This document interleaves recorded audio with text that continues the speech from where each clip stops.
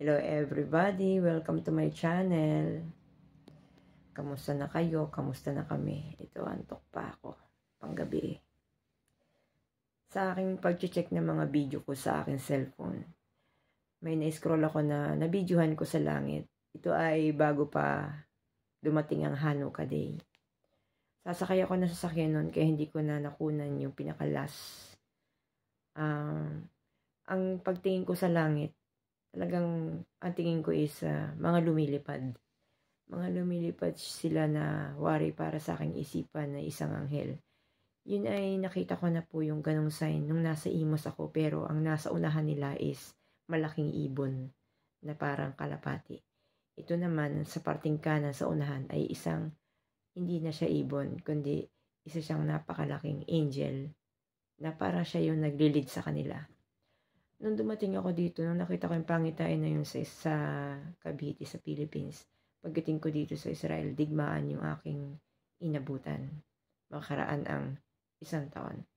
At palagi may racket noon. 6 months pa lang kami dito sa, hindi pala, 2 months pa lang kami dito sa Israel, may racket na. Yun yung aking pangitain. Kaya ito ay maaaring ganun ulit. Kasi marami sila. Napakarami.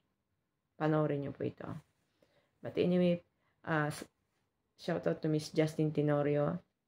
And please click like, subscribe, and click the notification bell para patuloy nyo masubaybayan ang totoo naming buhay dito sa Israel. And shout out to Father Roman ng St. Abraham Church here in Beersheba, Ate Connie and Ate Wing. Panoorin nyo po.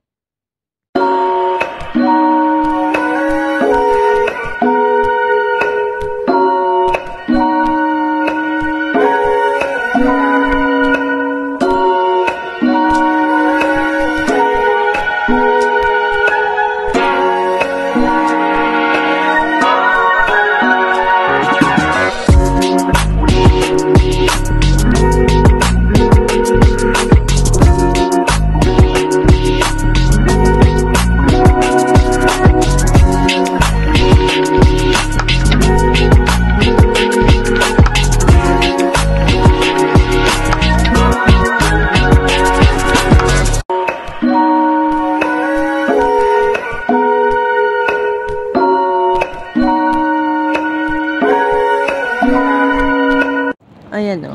Yan yung mga parang tuwid. Lumilipad sila papunta dun. Hindi ko alam kung pasan yan. Gasa yata yung area yan. Or pati Labib. Nakita ko na dati yung gantong style sa nasa Imos ako. Pagdating ko ng Israel, digmaan ang inabutan ko dito. Tapos dun sa liliparan nilang direction, may nakaharang na isang malaking higanting angel din. Hindi ko alam kung leader siya. Yan o, yung nasa kanan. Mabilis na yung camera ko eh. Kasi sasakay na ako niya ng sasakyan, kaya hindi ko nakuha na masyado yung camera. Yung hugis nung nasa unahan, para siyang naka-amen. Tapos parang may pakpak din siya, pero siya ay napakalaki. Tingin ko leader siya. Oo. Meron pang parating. Nakapila sila dire-diretso.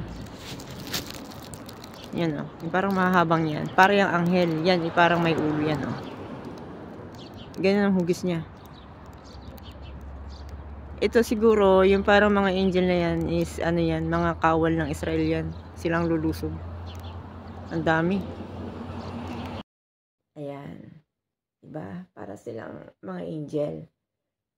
Hindi lamang po yan ang mga nakikita ko. Na i-shaping ko na agad kung ano yung hugis.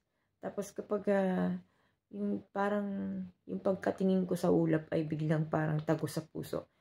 Ang mga bagay na yun ay nangyayari. Maaring may mangyari na hindi ko pa may paliwanag, pero maaring may kaugnayan sa dito sa lupa. Yung ipinakita na yun sa ulap, sa langit sa akin. Kasi hindi lang isang beses yun nangyayari. Kaya yun, para sa akin, yung mga pangyayari niyan ay siguro yan ay mga nakatakda na at pinakikita lang. Kaya nga, ayon sa Bible, may mga palatandaan tayong makikita sa langit at sa lupa. Kaya hindi lang palagi sa lupa nakatingin, kundi tumingala rin tayo dahil ang Panginoon ay napakagaling. Napakagaling niyang mag-ukit sa mga ulap. Bye-bye. Thank you for watching.